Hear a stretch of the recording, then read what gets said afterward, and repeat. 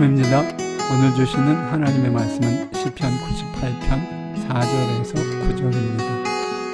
온 땅이여 여호와께 즐거이 소리칠지어다. 소리내어 즐겁게 노래하며 찬송할지어다. 수금으로 여호와를 노래하라. 수금과 음성으로 노래할지어다. 나팔과 호각 소리로 왕이신 여호와 앞에 즐겁게 소리칠지어다. 바다와 거기 충만한 것과 세계와 그 중에 거하는 자는 다 외칠지어다. 여호와 앞에서 큰 물은 박수할지어다. 산악이 함께 즐겁게 노래할지어다. 그가 땅을 심판하러 임하실 것이미로다. 그가 의로 세계를 판단하시며 공평으로 그의 백성을 심판하시리로다. 오늘의 제목은 즐겁게입니다. 하나님과의 관계에서 우리는 여러 가지 감정을 느낍니다. 하나님의 위대하심을 보면 경외감을 갖게 되고요. 하나님 앞에 우리의 죄가 드러날 때 우리는 한없이 슬프고요. 하나님께서 우리의 죄를 책망하실 때에는 두려워 어쩔 줄 모르기도 합니다. 하나님이 우리를 위로하실 때에는 더할 수 없는 평안을 느끼고 주님의 뜨거운 사랑을 느낄 때에는 더없이 행복하기도 합니다. 여러분이 하나님을 생각할 때 가장 많이 느껴지는 감정은 무엇입니까? 우리는 대체로 다양한 감정을 느낍니다. 그러나 그 중에서도 성경이 우리가 하나님을 생각할 때 반드시 느껴야 할 것으로 강조하고 있는 감정은 다름 아닌 기쁨입니다. 데살로니가전서 5장 16절에서 18절 사도 바울은 항상 기뻐하라, 쉬지 말고 기도하라, 범사에 감사하라.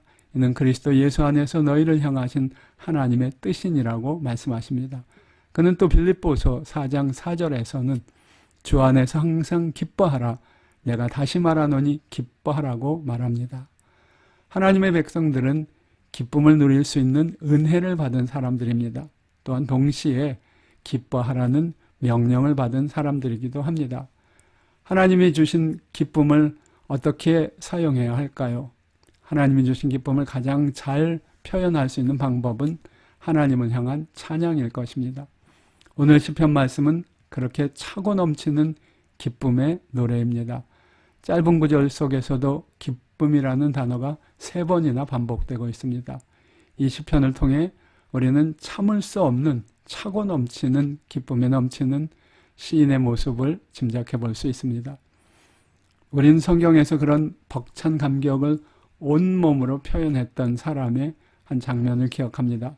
바로 다윗 왕이 사모하던 하나님의 법궤가 예루살렘으로 들어올 때 기뻐서 옷이 벗겨질 정도로 춤추며 뛰었던 모습입니다. 도저히 절제할 수 없었던 기쁨의 표현일 것입니다. 그런 강렬한 기쁨의 표현을 어떤 사람들은 비난하기도 했습니다. 그러나 하나님은 그런 다윗의 모습을 기쁘게 바라보셨음을 이후 다윗의 삶 속에서 볼 수 있습니다.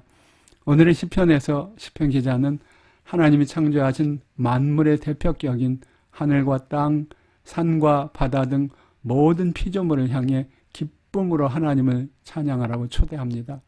음성이든 악기든 무엇이든 소리를 낼 수 있는 것들은 모두 하나님을 찬양하라고 선포합니다. 물론 우리는 때론 눈물을 흘리며 하나님 앞에 무릎을 꿇어야 할 순간도 있습니다. 그러나 성경을 통해 말씀하신 성도의 가장 중심적인 감정은 뭐니 해도 기쁨입니다. 항상 기뻐하는 것이 그리스도 예수 안에서 우리를 향하신 하나님의 뜻이기 때문입니다. 여러분은 얼마나 기쁘게 생활하십니까? 여러분은 얼마나 기쁘게 찬양하십니까? 우리가 진실로 하늘과 땅을 창조하신 하나님, 그리고 의와 사랑으로 우리를 다스리는 그분을 안다면 우리에게는 틀림없이 기뻐할 이유가 있습니다.